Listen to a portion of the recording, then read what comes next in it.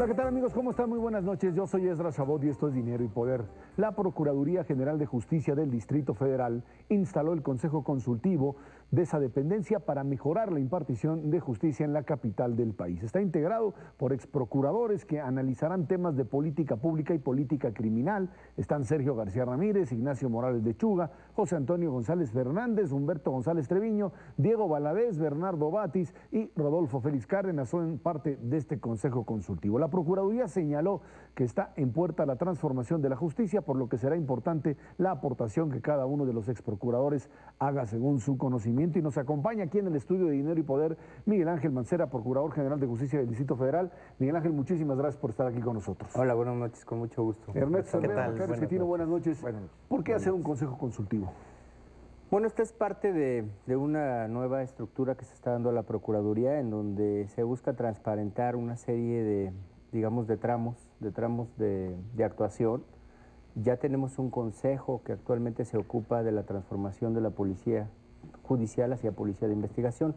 En este consejo la apertura fue tal que participan la Comisión de Derechos Humanos del Distrito Federal, como ustedes saben, y algunos otros miembros de ONGs.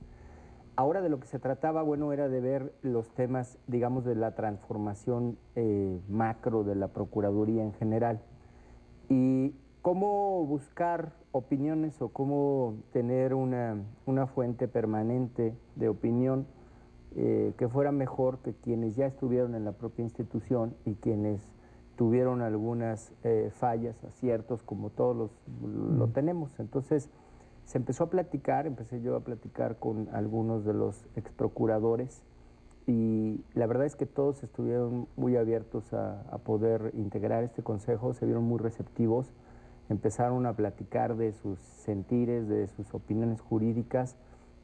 Y una parte fundamental que vamos a trabajar, bueno, es este reto que se ha planteado de un nuevo sistema penal, un nuevo sistema de procurar justicia, acompañado, por supuesto, de toda la transformación que se está haciendo a la Procuraduría. Nos está costando trabajo porque, bueno, pues el tema presupuestal sin duda es importante, pero lo estamos haciendo y se están notando algunos cambios ya. Y en ese proceso es que queremos seguir teniendo esta comunicación con el Consejo.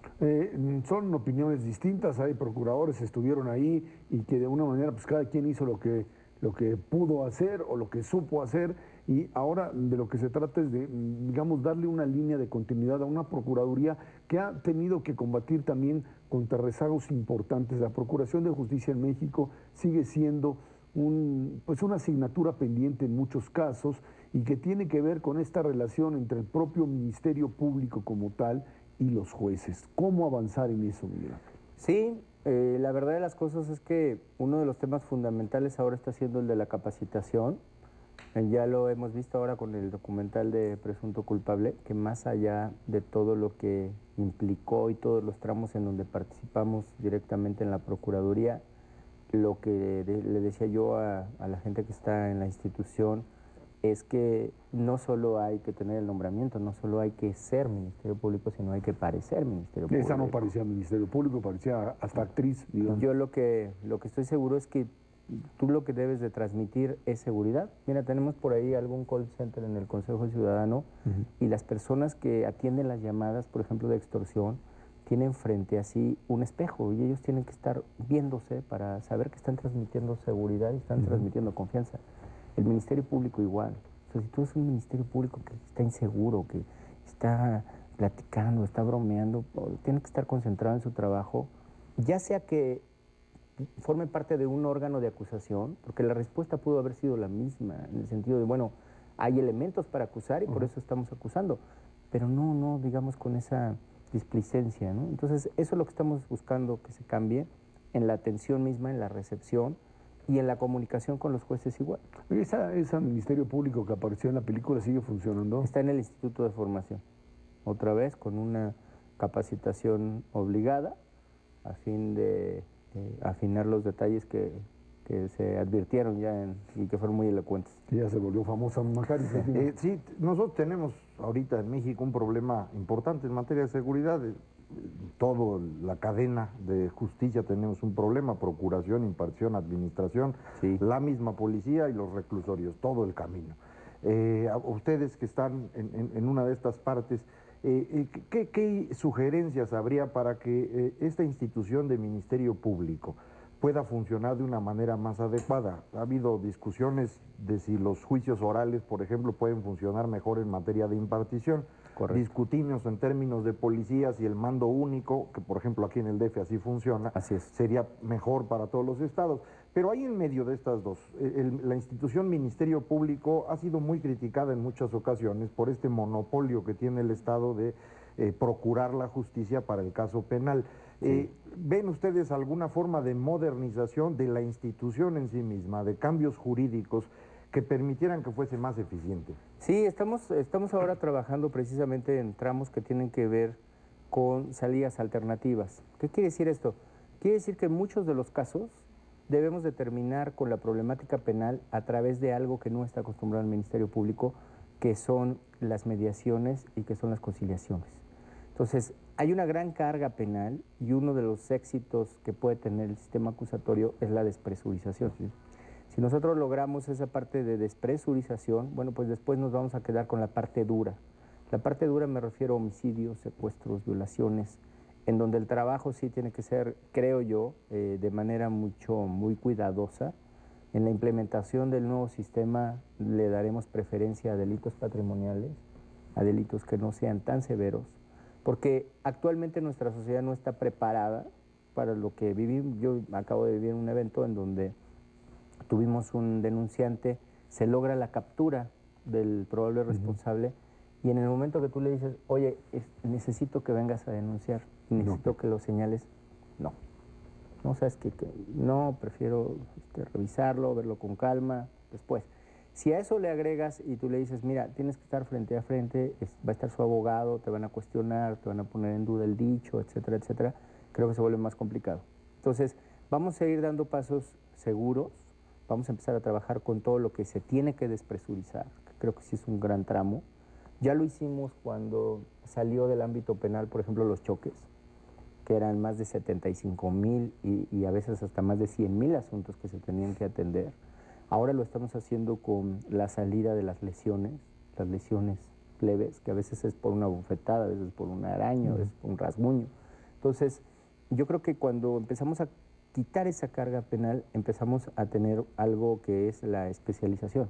Y en esa especialización debe de funcionar mejor la Procuraduría. A esto le estamos acompañando el aderezo tecnológico, para que tú puedas llegar y veas en una pantalla quiénes están detenidos, desde qué momento están detenidos, cuánto tiempo más van a estar detenidos. Lo que antes se manejaba en una barandilla y había un coto de poder de este lado. Si tú quieres información, espérate, no sé si te puedo atender, no sé si te vaya a dar el dato. Tú querías saber si estaba alguien ahí detenido. Bueno, ahora está en la pantalla, ahora está en internet y próximamente vamos, con el apoyo del jefe de gobierno, a llegar a temas mucho más manejables. Procurador, una de las cosas que están flotando ahí en el ambiente es precisamente la cooperación que pueda haber entre las diferentes procuradurías. Sí. No hay duda, en la medida en que no haya cooperación, pues difícilmente se va a poder combatir al crimen organizado de la manera en que uno buenamente quisiera. Preocupa especialmente la vinculación por lo que representa el Distrito Federal no solamente con el gobierno federal directamente, sino con los estados que están alrededor y lo que se está jugando inclusive políticamente en los próximos 2 años en este país. ¿Cómo está efectivamente la cooperación ahí? Tenemos una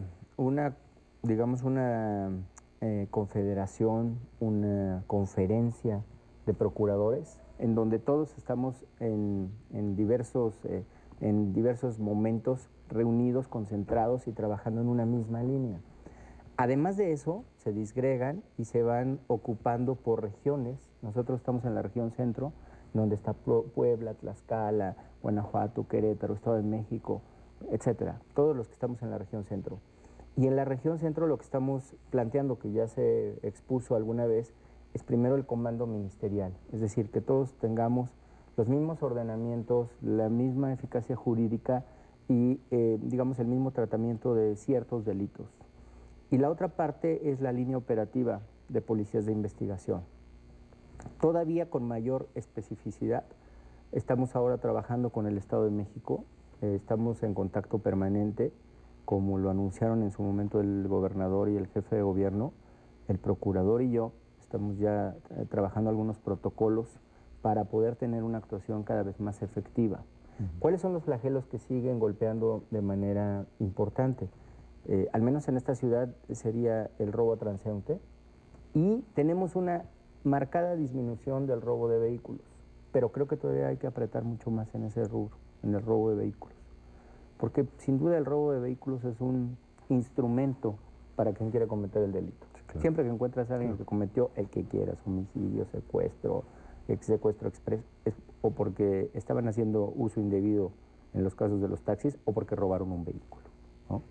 Ahora, cuando uno habla directamente de esta acción de la Procuraduría frente al ciudadano, tú decías, pues es que lo que sucede aquí es que la gente ya no quiere ir a declarar, a veces le tiene más miedo a la autoridad misma que al delincuente, y eso es quizá lo que, cuando uno habla de estos consejos ciudadanos de participación, etcétera, estas instancias intermedias que tienen que estar ahí porque desgraciadamente pues todavía no alcanzamos a superar esta parte en donde oír Procuraduría es no oír al defensor del ciudadano, sino parece algo así como al persecutor del mismo. Sí, ¿no? Cuando tú haces el análisis de percepción, todavía tenemos una mala percepción, todavía tenemos una percepción negativa, y tú llegas y le preguntas a las personas, oye, ¿es insegura aquí la ciudad? Y te dice, sí, es insegura porque a ti te ha pasado algo. Bueno, a mí no. ¿Porque le pasó algo a un familiar muy cercano? No. Pero yo oí que le pasó a un amigo, entonces llegas a un tercer nivel. Pero eso todavía te sigue afectando. ¿Por qué? Porque, bueno, pues porque hay una gran lluvia de información, de eventos muy complicados y que sin duda repercuten. Si a eso le agregas que no haya una buena actitud de la autoridad, pues entonces la fórmula es absolutamente negativa. Por eso estamos trabajando en el modelo de atención. La Procuraduría está trabajando en un modelo de atención donde de entrada quitas la barandilla, te quitas ese coto de poder y lo vuelves algo más amable como esto, como un escritorio en donde tú puedes atender a las personas en un plano de igual, en un plano ciudadano, ¿no? Entonces, eso lo estamos trabajando. ¿Y se puede modificar el funcionamiento del Ministerio Público sin que cambien los jueces? Yo creo que los jueces también están teniendo una transformación. El presidente del tribunal ha estado muy pendiente y lo acabamos de cerrar, por ejemplo, en el tema de narcomenudeo. En el tema de narcomenudeo, tuvimos una capacitación directa por parte de la Procuraduría General de la República, coordinación con algunas otras autoridades. Terminó nuestro equipo de Procuraduría y acabamos de inaugurar ahora el curso de capacitación jueces y magistrados, ¿no? Entonces, estamos convencidos que cada quien está en su esfera de competencia y cada quien es libre de sus determinaciones, pero hay puntos en donde tenemos que tener coincidencias. Por ejemplo, si hay un criterio judicial, bueno, el Ministerio Público ya sabe que ese es el criterio judicial y trabajar por ahí los asuntos, porque no se trata de estar enfrentándonos, ¿no? Porque no llegas a nada. Quien pierde es la ciudadanía. Ahora, en el manejo propio de las policías judiciales, policías de investigación, que pues hemos visto también una y otra vez, por un lado a veces asociación con delincuentes y por otro lado lo que podríamos llamar pues digamos falta de preparación de estos mismos elementos en el trato directo con la ciudadanía. Sí, bueno, es que históricamente se fue relegando. Yo creo que aquí se fue haciendo como un trato del policía, el policía que tenía quizá malos sueldos, el policía que se podía vestir como quería, el policía que tenía sus métodos de investigación y no pasaba nada, el policía que le gustaba mostrar el arma, mostrar la charola, tener una imagen y un trato con la ciudadanía que tenía que ser siempre muy violento, ¿no? Y entonces, bueno, eso se dejó, históricamente así funcionaba. Y se le quedó hasta la nomenclatura, que viene desde, bueno, cuando los jueces tenían policías a su cargo y entonces por eso eran policías judiciales. Sí. Ahora que estamos en esta necesaria transformación, vas a encontrar policías que para el 2014 van a ser licenciados en investigación policial. Es decir, la CEP acaba de aprobarnos ya el programa. ¿Esa es la primera generación? Son 3 años, sí. 2011-2014. Va a ser la primera generación que va a ser con licenciatura y con cédula de licenciatura. Actualmente, ¿cómo los tenemos? Los tenemos con una carrera técnica, también con cédula que avala esa carrera técnica. Pero antes, ¿cómo estaban? Pues quién sabe, cómo se podía, ¿no? Con primaria. en el mejor de los casos. Como se podía. Yo, además con lo que le pagabas, pues realmente era difícil creer que pudieran subsistir, ¿no? Aunque ha habido varios debates, pero que tú dijeras que un policía podía sobrevivir con 8,000 o 7,000 pesos, pues era verdaderamente una ilusión. Entonces, ahora lo que estás trabajando es, bueno, les das capacitación, le das la posibilidad de tener una casa que él pueda seleccionar. Es decir, lo último que hicimos con Foviste fue, no me digas dónde están los desarrollos y que ahí se tienen que ir a vivir, sino Foviste lo que dijo es, yo te voy a dar el dinero y que ellos escojan dónde vivir, ¿no? Sí, eso es por eso es que tenemos muchos policías que vienen del Estado de México. Ya. En los trayectos, porque siempre les dieron, aquí es donde vas a vivir, y entonces les daban un desarrollo lejano, ¿no? Su fuente de trabajo. Ajá. En ese contexto, bueno, a sabiendas de que no es posible ni factible dado los recursos presupuestales que hay, la parte, digamos, de las remuneraciones al personal policíaco sin duda juega un papel fundamental, pero el gasto en términos globales sabemos que se ha triplicado en lo que va de los últimos 4 años en este país. Pero sabemos que se tiene que triplicar. Y ahí es en donde empieza una rebatinga en términos generales para decir cuántos recursos adicionales se le tiene que dar a todo este sector que va desde la policía hasta la procuración, hasta los jueces, para que esto funcione. Mira, en términos económicos,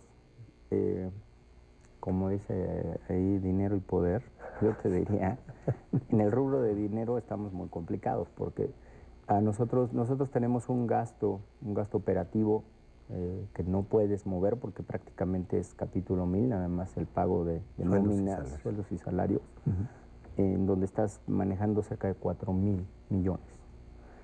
Y a nosotros nos autorizan 4,200 millones, ¿no? Entonces, pues tienes 200 millones para ver qué haces. Si yo te digo que nos hacen falta en este momento 500 patrullas para poder tener un parque vehicular, pues ya moderno, totalmente cambiado, apenas vamos a la mitad con las primeras 400, pues si haces las cuentas, ya casi no nos quedó nada. Y después a eso le agregas armamento, le agregas capacitación y le agregas... Entonces, hay otra parte que tienes de un apoyo federal, de fondos federales. Pero como también tiene que aportar el Distrito Federal porque es en un esquema compartido, pues entonces se vuelve a complicar presupuestalmente para el Distrito Federal. Entonces, ¿qué tienes que hacer? Pues lo que tienes que hacer es trabajar con lo que hay y empezar a darles prioridades. ¿Cómo vamos a cambiar la imagen de la policía? Ya lo van a ver pronto, estamos ya muy cerca de hacerlo. Ya nada más estoy esperando los últimos detalles para hacer la presentación de una nueva imagen de la policía.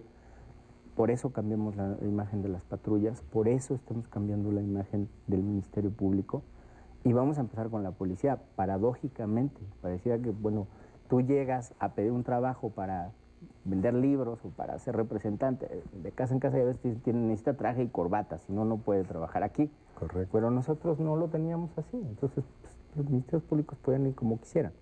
Vamos a poner orden ahí y vamos a mostrar un nuevo rostro también de atención, y un nuevo rostro que te muestra que es un profesional que te va a atender, ¿no? Eso es lo que la ciudadanía sin duda está demandando. Miguel Ángel Mancera, Procurador General de Justicia del Distrito Federal, muchísimas gracias por Muchas gracias a ustedes, muy amables. Vámonos a una Gracias. pausa. Esto es Dinero y Poder. La inflación en la primera quincena de febrero de este año fue de 0.21% como resultado del incremento de productos agropecuarios. Es la más alta para una primera quincena en los últimos 7 años. El Banco de México reconoció que el incremento en el precio de la tortilla fue el principal factor de impacto y que existen elementos que pueden mantener fuertes presiones sobre la inflación en el país. Bueno, pues así está. Precio de la tortilla que pues trataron de mantenerlo de una o de otra manera controlado. Hay presiones que, pues, por un lado dicen no están relacionadas directamente con la capacidad de abasto, sino con otro tipo de manipulación del propio mercado. Ahora, lo cierto es que, pues, tanto el asunto de las heladas como precios internacionales empiezan ya a afectar directamente la inflación, ¿no? Sí, los precios internacionales de los granos han estado subiendo. En particular, el maíz es un poco distinto de lo que pasó en 2008, cuando el mayor aumento se dio en otros granos, en trigo, en arroz, en aceite. Ahora el mayor incremento ha ocurrido en el maíz, hasta llegar al caso pues, poco frecuente de que al día de hoy cuesta lo mismo una tonelada de maíz y una tonelada de trigo. Normalmente el trigo cuesta 50% más que el maíz y ahorita están al mismo precio. Tiene mucho que ver lo que ocurre a nivel internacional con la producción y en particular esta decisión que ya lleva varios años del gobierno estadounidense de utilizar maíz para producir combustible, que es una muy mala idea por donde quiera que uno la vea, ni ayuda al ambiente y sí causa problemas en términos de alimentos.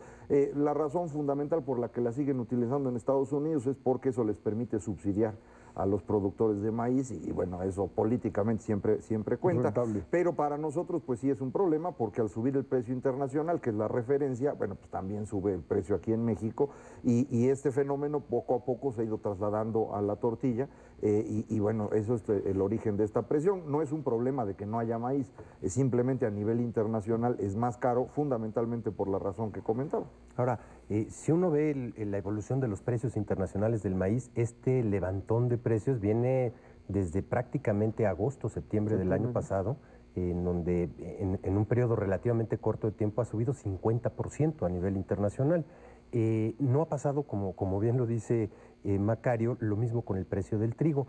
Y México ha estado relativamente aislado de ese contexto, o estuvo relativamente aislado, primero porque prácticamente somos autosuficientes en el caso del maíz blanco, no del maíz amarillo, ese prácticamente lo importamos de Estados Unidos, y el maíz amarillo sabemos que sirve para toda la cadena pecuaria, especialmente para darle comer a pollos y a la parte, algo en la parte de cerdo.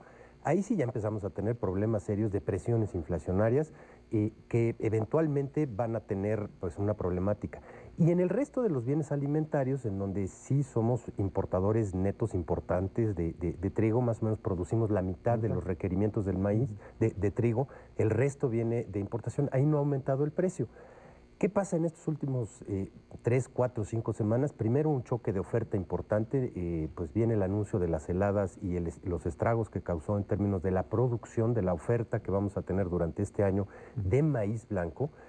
A pesar de los enormes esfuerzos que se hicieron, es bastante claro que se recuperó una porción importante con una resiembra rápida y con una serie de factores para paliar. De todas maneras va a ser insuficiente. Y en el contexto general empezamos ya a ver presiones de otro tipo. Digo, productores que tradicionalmente consumen maíz amarillo, a la hora que ven los precios internacionales, aunque sabemos que el maíz blanco es fundamentalmente para consumo humano. ¿Lo utilizan para eso? Pues sí, te pago un poquito más, pero dame tu cosecha para acá, porque simplemente es impresionante el nivel de precios y el ahorcamiento que está habiendo en términos de rendimiento y sobre todo en términos de beneficios específicos para ciertas industrias. ¿Cuál es la preocupación del Banco Central? Que esto se siga manteniendo en el tiempo. Todavía no es un proceso inflacionario desbordado. Claramente tenemos a tasa anualizada todavía una inflación descendente, cercana al 3.6%, pero preocupa este brinco que dio la inflación en la primera quincena de febrero y que eso se mantenga en el transcurso del tiempo, porque entonces sí el Banco de México va a tener que empezar a pensar, como ya lo estaba haciendo desde la última reunión de política monetaria, en qué va a hacer con las tasas de interés y ese apretón, ¿qué impacto va a tener sobre el crecimiento económico del país? Y es que el problema radica además que tienes un tipo de cambio que a pesar de los vaivenes de los últimos días, el asunto de Libia, precios del petróleo, que luego platicamos de eso, lo que sí es cierto es que pues de una o de otra manera una cotización del peso mexicano frente al dólar de 12.10 como está ahora, pues estarías más o menos en los límites. Un alza en la tasa de interés te podría llevar al peso mexicano a los niveles de 11.50 y si no es que todavía más fuerte. Sí, es un problema y el banco está limitado por ahí, es decir, su gran herramienta para mantener la inflación baja, que es la tasa de interés, puede tener un impacto sobre el tipo de cambio que acabe haciendo las cosas bastante complicadas en términos de exportaciones, que como sabemos es el motor del crecimiento. Por eso decía ahorita Ernesto, subir la tasa pues costaría en términos de crecimiento y costaría a través de este mecanismo. El alza en las tasas provoca que el peso se haga más fuerte, las exportaciones se vuelven más caras y pues ya nadie nos compra. Eso no sería una buena idea, entonces sería preferible mantener las tasas en donde están. Incluso mucha gente sugiere deberían bajarlas todavía. La razón por la cual no se hace esto es por las presiones inflacionarias y bueno, vamos a esperar qué ocurre. Hay que recordar que enero tuvo una inflación también baja en términos comparativos con el pasado reciente. Entonces, bueno, aunque febrero esté alto, bueno, todavía hay que esperar y por eso las decisiones del banco pues seguramente no van a ocurrir en este momento, ¿no? Déjame hacerla de abogado del diablo. ¿Y qué tal que es al revés? Que el Banco de México está presionando específicamente o manteniendo un tipo de cambio así porque no quiere presiones sobre las mercancías y un tipo de cambio que se les vaya para arriba. Hay que recordar que más del 50% de los bienes en este país vienen de fuera y dependen directamente de la cotización del tipo de cambio. Si tú mantienes el tipo de cambio a niveles de 12 o hasta abajo, te ayuda a contrarrestar las presiones inflacionarias de otros bienes que sí se están destapando. El problema es que eso pues, es jugar con otra fuego. vez punto de equilibrio, porque claro. si no, exportaciones se te viene para abajo y a ver cómo le haces para obtener divisas, para mantener un tipo de cambio que finalmente...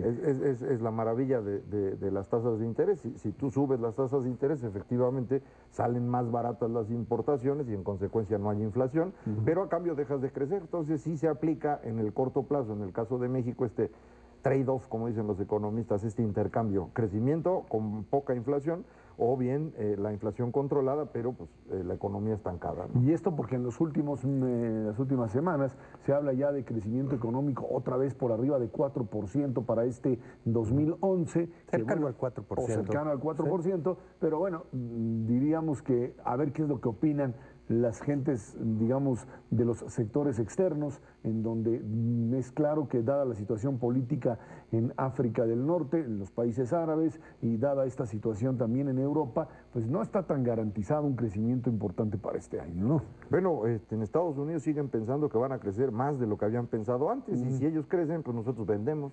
¿Sí?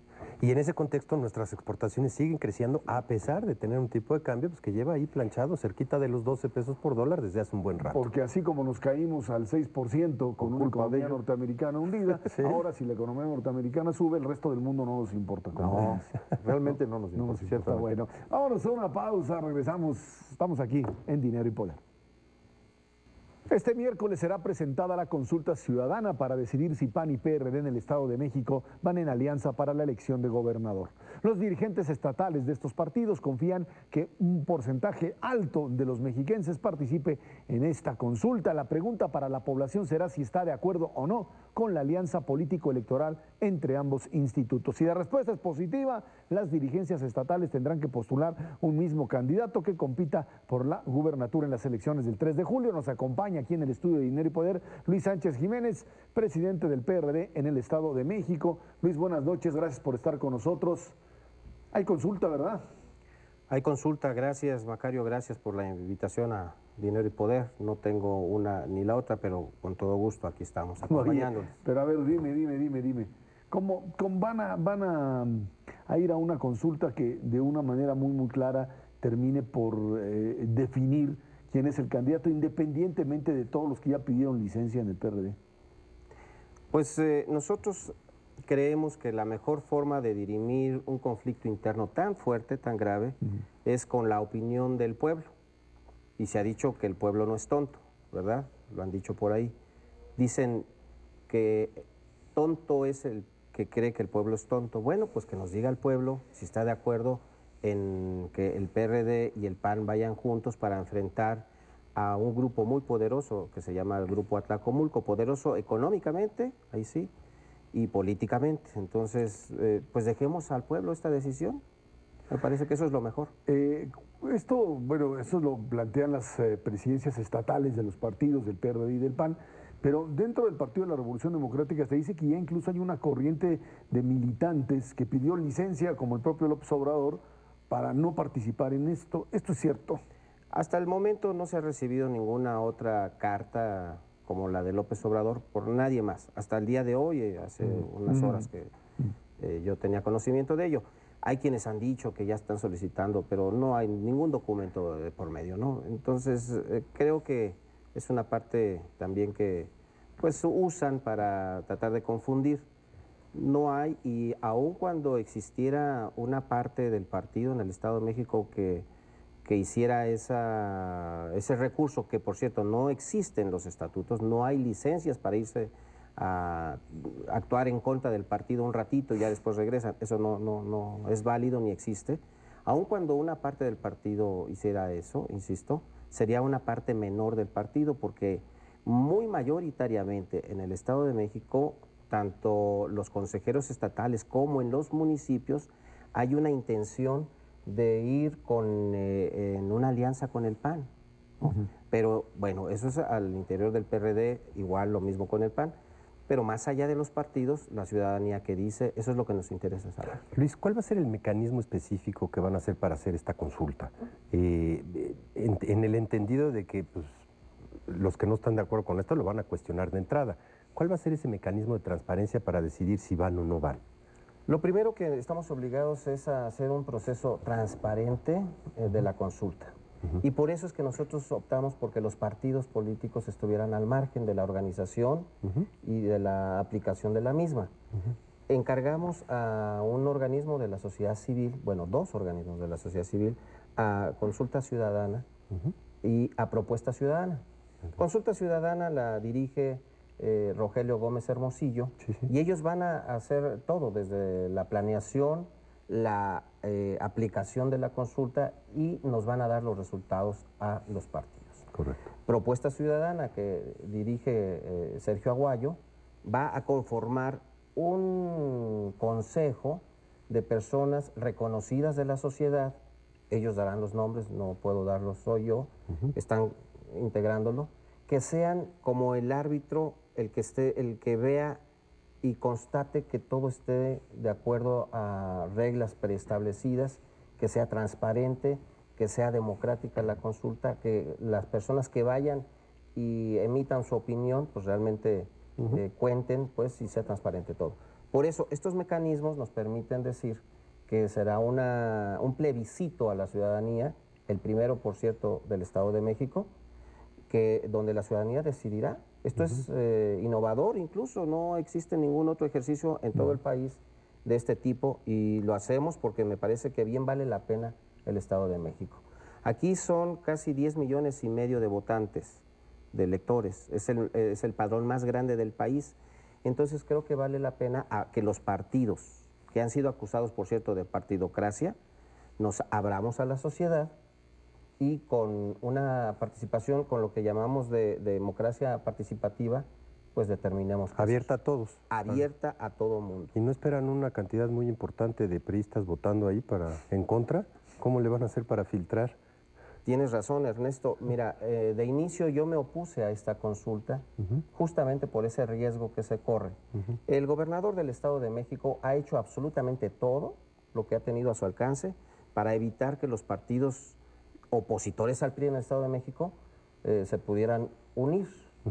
Firmó un convenio en el que se establecía como una cláusula que no habría alianzas entre el PRD y el PAN.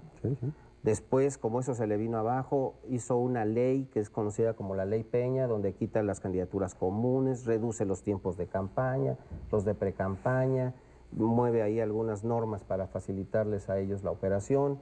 Y entonces, si ha hecho todo eso, si se ha atrevido a eso, ¿por qué no mandar a votar a esta consulta a los del PRI en contra de esto? Sí, existe ese riesgo, sin embargo, corremos ese riesgo. Nosotros esperemos que la ciudadanía salga y se manifieste. Según las encuestas con las que yo cuento, algunas las hemos mandado a hacer nosotros, otras el Nacional, nuestro Comité Nacional, mayoritariamente la ciudadanía dice sí a una alianza entre el PRD y el PAN. Entonces, bueno, si eso dicen las encuestas, vamos a ver qué dice una consulta. Pero también, aquí hay algo muy interesante para aclararles.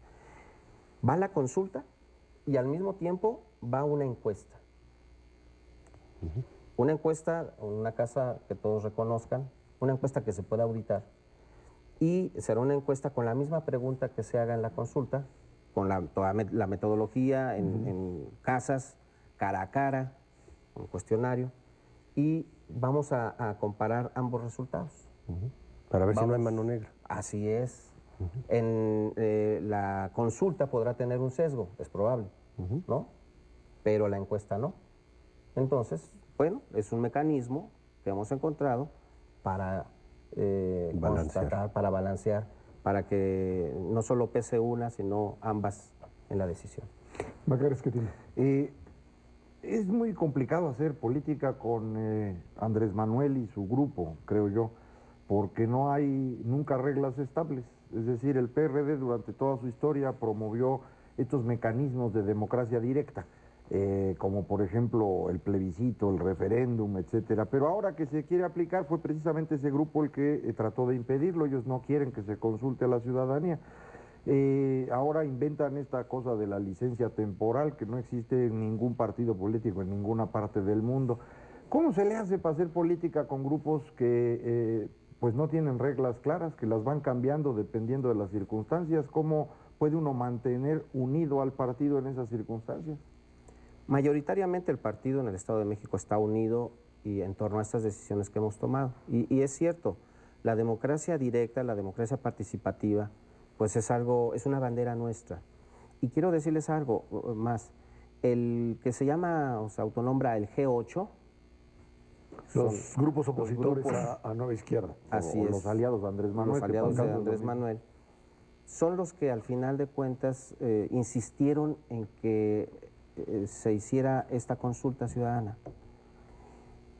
Por eso es que la Comisión Política Nacional nos pide a nosotros que consideremos la realización de ella. Y cuando nos manda la Comisión Política Nacional a nosotros ese documento, pues no tenemos más que aceptarlo, porque es una presión ya muy fuerte y la aceptamos. Pero fue el G8, la gente de Andrés Manuel. Y cuando la la que nos pidió aceptaron, entonces dijeron que ya no. Cuando la aceptamos dijeron no, porque la están organizando desde Los Pinos. Y eso es muy lamentable, porque no podemos hacer política con rumores falsos.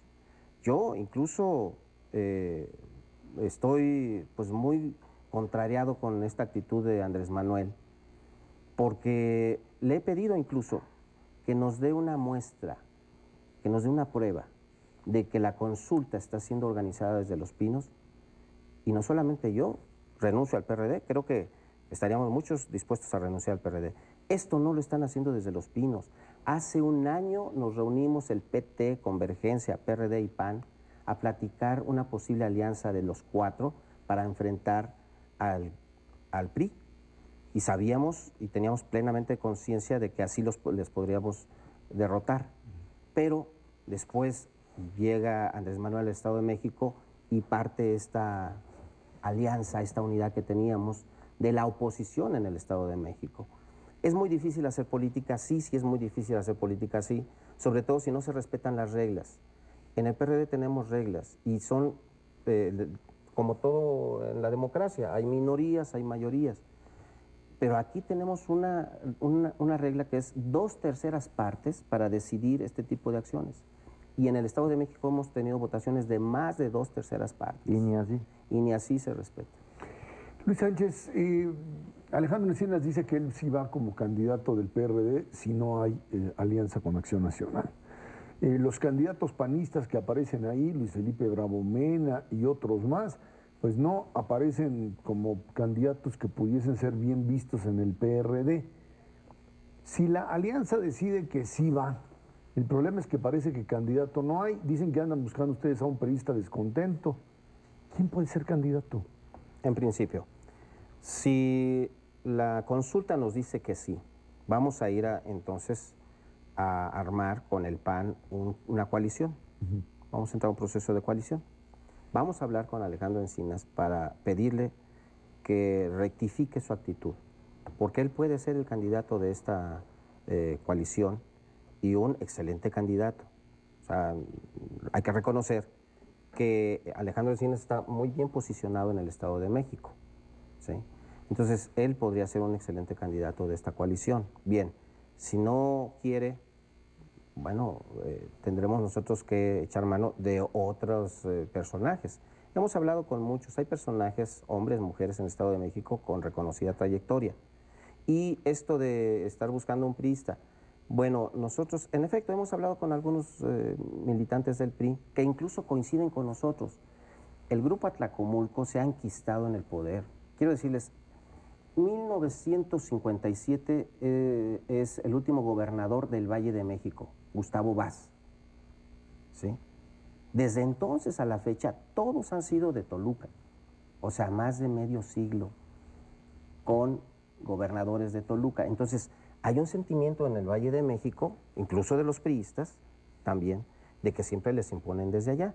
Y ese descontento se ha mostrado. Entonces, hemos hablado con algunos priistas, nos dicen, pues ustedes tienen razón, no puede ser ya el Grupo Atlacomulco el que ponga candidato. Y entonces están observando qué hacemos nosotros para ver cómo reaccionan también ellos. Oye, Luis, no es poco tiempo el que tienen para hacer todas estas cosas que tienen. Primero, primero ponerse de acuerdo en el formato de la consulta, luego instrumentar la consulta, luego ponerse de acuerdo con el PAN. Las elecciones son ya en 4 meses y luego hacer una campaña. ¿No está complicado? ¿No está apretadísimo? Sí, y los políticos nos la complicamos cada vez más, ¿no? O sea, puede estar todavía más complicado. Eso es puede cierto. poner Puede estar todavía más complicado, bueno. Pero, sin embargo, nuestros tiempos, según los tenemos establecidos, puede ser que podamos hacer algo muy bueno, muy importante. Miren, las encuestas que yo les decía hace un rato, en abril del año pasado, mayoritariamente la gente decía no a una alianza entre el PRD y el PAN. Hoy, mayoritariamente la gente dice sí a una alianza entre el PRD y el PAN, y nadie ha promovido ninguna alianza todavía.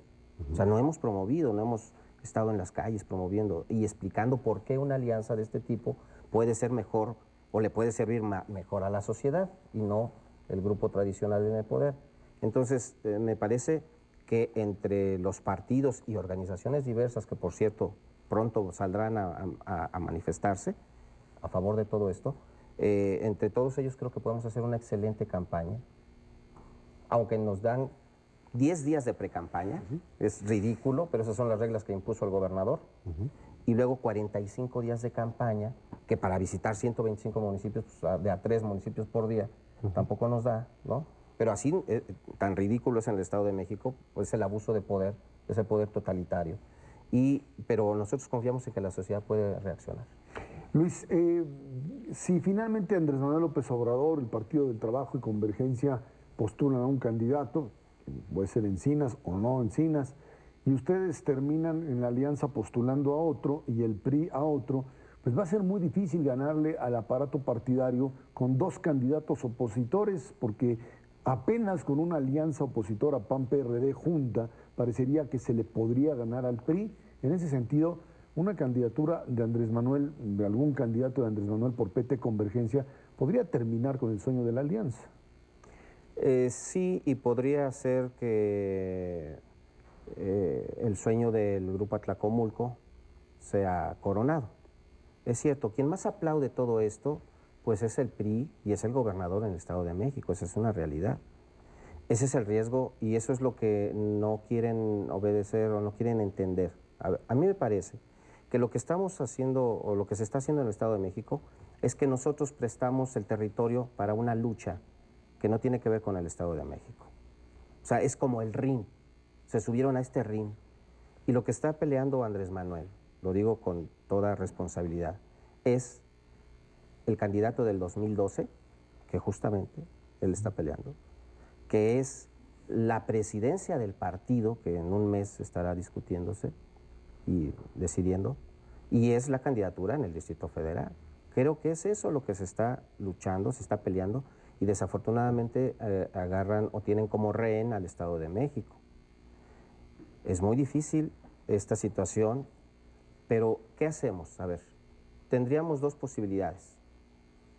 Ceñirnos y acatar lo que dice Andrés Manuel, y entonces se acaban los problemas en el partido. Como dijo Cuauhtémoc, en el partido, ¿no? Pues sí, de una vez queda lo que quiera. Así es. O bien obedecemos a las mayorías del partido y a lo que diga la sociedad, lo que diga el pueblo. Esa es nuestra disyuntiva. ¿Qué hacemos? Porque algunos van a decir, son ustedes muy irresponsables de ir con lo que diga el pueblo y se va Andrés. A mano alzada y todo. Sí, Andrés promueve mecanismos que no existen en las reglas del partido. Y es eso el problema, que nosotros decimos no podemos supeditarnos a ello. Ese es el grave problema. Luis Sánchez, presidente del PRD en el Estado de México, muchísimas gracias por estar aquí con nosotros. Gracias a ustedes. Gracias. Vámonos a una pausa. Esto es Dinero y Poder. Un precio alto del petróleo pondría en peligro el crecimiento económico a nivel mundial. El alza en el precio del crudo podría beneficiar parcialmente a las finanzas públicas en nuestro país al generar un mayor ingreso en las exportaciones. Sin embargo, el beneficio podría diluirse por la reducción de la producción de hidrocarburo y porque se importa una proporción importante de gasolinas, es decir, exportamos menos e importamos más. Ahí está el grave... Otra vez el dilema, precios del petróleo en el cielo el día de hoy, pues el WTI casi en los $100, el Brent del Mar del Norte en 113, 114. Estamos hablando, por supuesto, de la crisis libia, en donde unos días los rebeldes toman el control y producen petróleo, y otro día pues se van a la revuelta y no hay, le apagan le cierran a la llave más bien. Y bueno, pues así es como está funcionando eso, más el temor de que Arabia Saudita pueda contaminarse y de que tampoco pueda en un momento determinado aumentar los niveles de producción. Eso es lo que está manteniendo precios de petróleo al alza. Y en el caso mexicano, quizá más allá de que pues, la importación de gasolinas afecte, el problema sería, Ernesto, un crecimiento económico menor en los Estados Unidos, ¿no? Sí, Como sin duda decíamos. alguna. Lo hemos venido repitiendo desde hace muchísimo tiempo. México no es un país petrolizado. México tiene un gobierno que depende del precio del petróleo. Y en ese contexto, pues hay que evaluar qué le conviene más a México como país. Sin duda alguna, lo que hemos visto en el proceso de recuperación después de la crisis del 2009 es que nos conviene muchísimo una economía estadounidense fuerte. Ahí va el 35% de nuestro Producto Interno Bruto, lo que exportamos mayoritariamente va hacia los Estados Unidos, y una disminución en el crecimiento, en el ritmo de avance de la economía norteamericana nos pega de manera mucho más importante que un precio del petróleo que beneficia a una porción importante, no hay ninguna duda. El sector público mexicano requiere de esos ingresos petroleros, pero el costo de una disminución en la dinámica de Estados Unidos, lo vimos en el 2009, se cayó la economía mexicana más de 6%, precisamente por una contracción de la economía norteamericana. Y en este proceso 2010-2011, la economía de Estados Unidos se ha mantenido fuerte, y atrás de eso, nuestro sector manufacturero ha respondido más que proporcionalmente. No hay duda, el costo-beneficio está ahí puesto sobre la mesa. Evidentemente tenemos un problema serio de producción, pero yo te diría, los costos asociados a esta parte no los ocasiona un precio alto directamente para el gobierno. Está la decisión de subsidiar las gasolinas, no el precio, sino el subsidio es lo que te ocasiona el problema. Y en esa medida, pues evidentemente, mientras más alto es el precio del petróleo, pues mayor es la cantidad de subsidio que estás Hay una metiendo propuesta implícitamente. prevista de aumentar el subsidio a las gasolinas. Sí, son brillantes, sí, total, que quiebre todo. No, es que hay que hacer la cuenta bien. Producimos en México 2.6 millones de barriles diarios. De esos exportamos 1.4 y nos comemos acá el 1.2. Entonces, sobre ese 1.2 que nos comemos acá, el alza en el precio internacional no tiene ningún efecto porque no sube estrictamente hablando. Ahora, sobre el 1.4 que exportamos, importamos 700,000 barriles diarios de gasolina y diésel. O sea que realmente nada más exportamos neto 700,000 barriles. Sobre eso es donde ganamos el dólar. Sobre la parte que importamos no ganamos porque el dólar, que aumenta nuestro precio del petróleo a la venta, nos aumentan las importaciones de gasolina, y como eso no se lo puedes repercutir a los clientes, a los compradores de gasolina por el subsidio, entonces lo que ganaste acá lo pierdes en el impuesto especial, que es negativo. Si aumentaras el subsidio a las gasolinas, pues va a ser más grande todavía el problema. Lo que estaba haciendo el gobierno era aumentarle a las gasolinas 1% al mes en su precio, para con eso ir cerrando la brecha, porque desde el año pasado, antes de que subiera el precio del petróleo, ya teníamos un subsidio importante, más o menos 75,000 millones de dólares, de pesos. 50,000 en gasolinas y 25,000 en diésel, con el precio del petróleo a 80. Ahorita que el precio del petróleo está arriba de 100, bueno, pues el subsidio es más grandote. Ciertamente Pemex recibe más, bueno, pero lo paga aquí y entonces el dinero acaba perdido. Entonces el impacto que tiene el precio del petróleo sobre México es una pequeña ganancia, muy pequeñita, sobre 700,000 barriles, sobre la tercera parte de la producción, y tiene el riesgo del efecto sobre el crecimiento al que se refería Ernesto. Y el otro punto que está ahí presente es que finalmente este excedente que llega, pues se va una parte a gasto corriente y otra parte a gobiernos de los estados que hacen lo que quieren con ese dinero. Y te dejan un cachitito chiquitito para poder aumentar la inversión de Pemex. A final de cuentas, yo creo que es la única empresa petrolera del mundo que dice que ya no suba el precio del petróleo, porque entonces el peor de los costos es el costo de oportunidad. el costo de qué se hace con esos recursos adicionales que simplemente se diluyen a través del tiempo. Lo hemos visto durante décadas en este país. Lo que necesitamos son mecanismos específicos para asignar esos excedentes, como existen en muchos otros países petroleros, en Noruega, en Brasil, para ver qué se hace con ese recurso adicional. Ahora, la neta, mejor que no llegue a Pemex el dinero, porque también nos quejamos que no hay dinero para Pemex. ¿O al Pero Fondo de Estabilización Petrolera? Si el dinero si llegara a Pemex, ahí se pierde igual. Pemex tiene 150,000 trabajadores. Exxon produce la misma cantidad de petróleo que Pemex, refina el triple que Pemex y tiene la mitad de trabajadores. Entonces, pues tampoco nos conviene. Es decir, ya que lo ve uno con calma, pues por el lado que sea acabamos perdiendo los mexicanos, ¿no? Es que aquí la pregunta es, ¿para qué se quiere el petróleo que se exporta? O sea, ¿para qué se utiliza o se debe utilizar esto? ¿Para qué Pemex tiene que funcionar? Para convertirse en alguien que tenga la capacidad de darle al gobierno recursos para otra cosa. Para que no paguemos impuestos, para eso ha servido. Los últimos 30 años Pemex ha dado los recursos para que nosotros no paguemos. Si tienes reforma fiscal y tienes ingresos suficientes, ¿qué haces con ese dinero? No, es que es muy fácil. Cuando Pemex deje de dar el dinero, entonces va a haber reforma fiscal porque no va a haber alternativa. Por eso ahorita no imaginémonos el mundo mejor de todos. Pagamos todos impuestos, la economía informal, aventamos todos los recursos tributarios hasta 22% del PIB. Ahora, ¿y qué haces con lo que tiene? Ahí lo guardamos y lo usamos después, como le hacen metemos en infraestructura. En infraestructura, en gasto que sea productivo para el país. Bueno, son puras imaginaciones de todos nosotros. Ernesto Cervera Macarios, que tiene muchísimas gracias. Gracias a usted que nos ve, nos escucha todos los martes aquí en 11 TV México, Dinero y Poder. Estamos en la radio, en Noticias MBS, de lunes a viernes de 5 de la tarde a 7 de la noche. Por nuestra parte, muchísimas gracias y muy buenas noches.